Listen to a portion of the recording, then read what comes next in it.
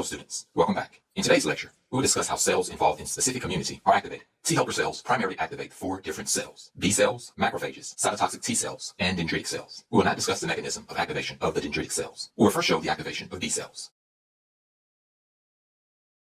Here we have a B cell with a B cell receptor, also known as an antibody, and the MHC2 molecule. Remember that because the B cell presents its antigens on the MHC2 molecule, it is a professional antigen-presenting cell. The first step in activation of the B cell is proliferation. Here we see that we have many copies of the B cell. This activation is mediated by a special type of T helper cell. Here we have a T helper 2 cell with its T cell receptor, TCR, and its CD4 protein. The next step is that the copies of the B cell differentiate into a new type of cell. Let's draw this cell.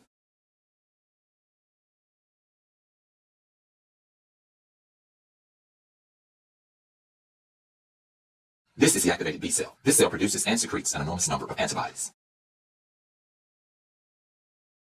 These antibodies then travel throughout the entire body, binding to and inactivating microbes. The antibody-bound microbes are then eaten by macrophages. And this is the activation of a B cell. Let's annotate these items. The first step is proliferation of the B cell. The T helper 2 cell activates the B cell in 2 different ways. The first is the binding of the T cell receptor and the CD4 protein to the MHC2 molecule. The second is by releasing the cytokine interleukin 2, or IL-2. After differentiation, the activated B cell then secretes antibodies. The activated B cell is called a plasma cell.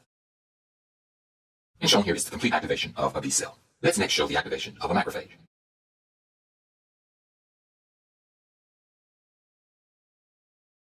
Here we have a macrophage. Since it has an MHC2 molecule, we know that it is a professional antigen-presenting cell. Found within the macrophage are hydrolytic vesicles for digesting the microbe. Even before activation, the macrophage has microbicidal activity. In one step, the macrophage becomes an activated macrophage.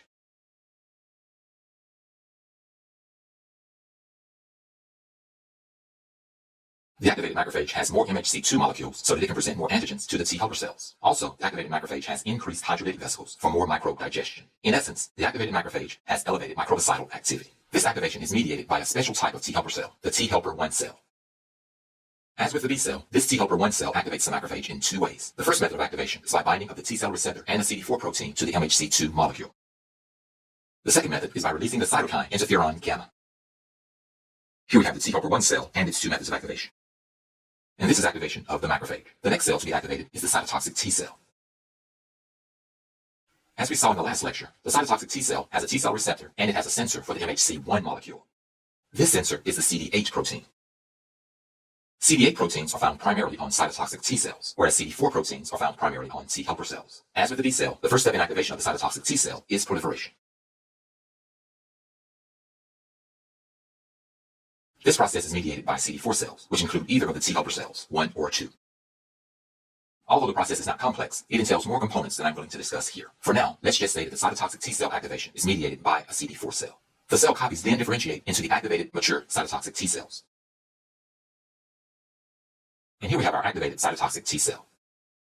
So now is displayed the activation of all the major players involved in specific community. In the next lecture, we are now prepared to go back to the capillary bed and discuss what happens to the bacterium and the virus which entered the lymphatic capillary. This concludes our lecture on immune cell activation. I hope that you've learned a lot.